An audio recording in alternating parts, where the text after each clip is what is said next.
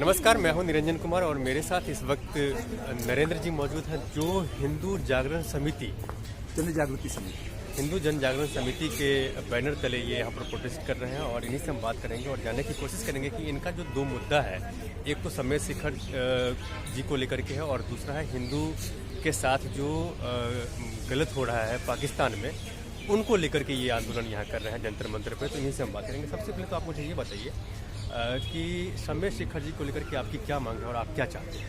जी देखिए, समेत शिखर एक जैन बंधुओं का हमारा तीर्थ क्षेत्र है जी, और वहाँ पर 24 तीर्थंकर जो होकर गए उसमें से 20 तीर्थंकर ने वहाँ पर मोक्ष की अवस्था वहाँ पर साधना करके प्राप्त की है जी। तो वो एक साधना करने का क्षेत्र है। तो ऐसे साधना करने वाले क्षेत्र में पर्यटन जो एक वेस्टर्न कंसेप्ट है, इस वेस्टर्न कंसेप्ट को प्रस्थापित करना और लोग वहाँ पर मौज मजा करने के लिए आना, तो इस प्रकार से ये जो वहाँ पर गतिविधियाँ हो रही थी, तो मेरे ख्याल से अब वहाँ पर केंद्र सरकार ने एक निर्णय लिया है कि ये जो गलत गतिविधियाँ वहाँ पर होंगी इसके ऊपर रोक लगाई है। जी जी जी। पर इसका जो मूल उपाय ये है, मुझे ऐसा लगता है कि जब तक वहाँ पर तीर्थ क्षेत्र से घोषित नहीं करते, देखिए आपको मेरे एक स्कूल है जी, तो स्कूल को स्कूल घोषित किया जाता है ना जी।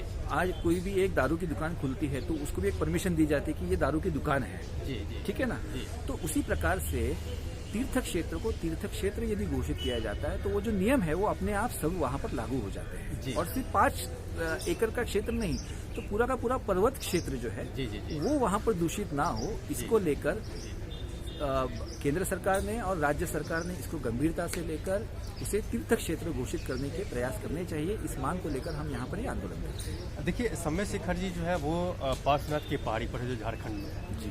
तो वहाँ पर जो झारखंड की सरकार ने जो ये फैसला लिया, उस फैसले का विरोध आप लोग कर रहे हैं और इसको लेकर के केंद्र सरकार ने भी कहा है कि वो तीर्थ क्षेत्र ही रहेगा, वो पर्यटन स्थल नहीं रहेगा। केंद्र सरकार ने अपनी मंशा जाहिर कर दी है। क्या अब आप लोगों को लगता है कि जो सरकार ने आपके हित के लिए फैसला किया है? देखिए, तीर्थ क्षेत्र घोषित नहीं किया है, वो पर्यटन स्थल को कैंसिल किया। हाँ, तो पर्यटन स्थल कैंसिल हो गया ना, पर वो तीर्थ क्षेत्र घोषित नहीं हुआ। तो हमारी मांग बहुत स्पेसिफिक है, जब तक वो तीर्थ क्षेत्र घोषित नहीं होता है जी, तब तक जी हमारी ये मांग सरकार तक रहेगी और जब तक वो, क्योंकि वही मूल मांग है जी। दूसरा एक मुद्दा जो है आप लोग लेकर के यहाँ पर आया है कि पाकिस्तान में हिंदुओं के साथ अत्याचार हो रहा है, तो उसके खिलाफ आप लोग आंदोलन कर रहे हैं। तो ये आप मैसेज किस तरह से पाकिस्तान की सरकार को हो चाहे हिंदुस्तान की सरकार को देना चाहते हैं कि उनके लिए क्या किया है? जी, देखिए, वहाँ पर निरंतर हमारी बहू बेटियाँ भगाई जा रही है, उनके हाथ में ज़बरदस्ती से निकाह किया जाता है, उनका बलात्कार किया जाता है। बंटवारे के समय वहाँ पर पाकिस्तान में हिंदुओं की जनसंख्या 20 करोड़ थी, आज वो सिर्फ 22 लाख बची है जी जी। 13% हिंदू जनसंख्या थी, वो आज सिर्फ 1.1% बची है। तो इतनी बड़ी जनसंख्या का क्या हुआ जी? एक छुटमुट घटना देश में होती है तो विश्व भर में एक दबाव निर्माण होता है। माइनॉरिटी और ह्यूमन राइट्स वाले आवाज करते हैं, विश्व भर में दबाव निर्माण करते हैं भारत के विरोध में।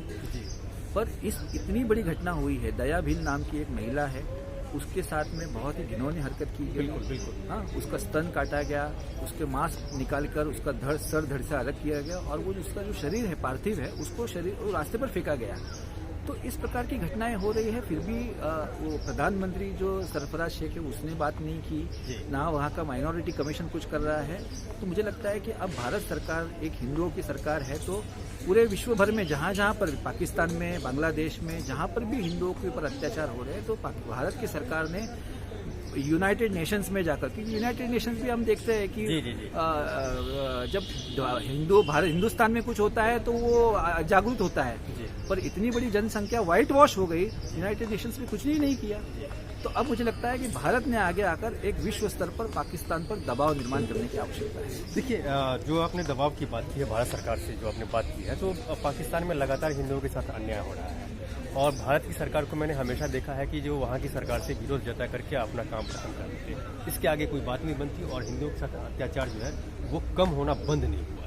जी जी, तो अभी उसके अगले स्टेप में जाना होगा और हम क्या कर सकते हैं और किस प्रकार से उसके ऊपर दबाव निर्माण कर सकते हैं। जो हमारे मित्र देश है उन सभी को मिलकर उसे कैसे बहिष्कृत कर सकते हैं जी। उसको जो मिलने वाले जो लोन है, जहाँ जहाँ पे उनको सैंक्शंस मिलते हैं, वो कैसे बंद करवा सकते हैं। इस प्रकार से और बड़ी मात्रा में दबाव पाकिस्तान पर निर्माण करना चाहिए।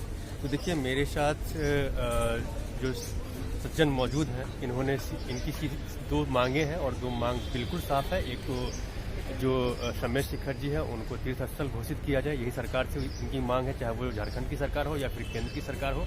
और दूसरा, पाकिस्तान में जो हिंदू हैं जिनके साथ अत्याचार हो रहा है, उन हिंदुओं के साथ अत्याचार नहीं हो, उसको लेकर के ये अपनी मांग यहाँ रख रहे हैं। और इन्होंने उम्मीद जताई है कि केंद्र सरकार इस मामले में बड़ी ही गंभीरता से बात करेगी। आप मेरे साथ बने रहें और अब तक अगर आपने मेरे इस यूट्यूब मंच को सब्सक्राइब नहीं किया तो प्लीज़ सबसे पहले आप मेरे इस यूट्यूब मंच को सब्सक्राइब कीजिए, लाइक शेयर और कमेंट जरूर कीजिए। और इस सब्जेक्ट से रिलेटेड अगर आपका कोई सवाल है तो प्लीज़ आप इसमें कमेंट बॉक्स है, वहाँ जाकर के आप लिख डालें, जिसका जवाब मैं आपको दूंगा। तब तक के लिए धन्यवाद, नमस्कार।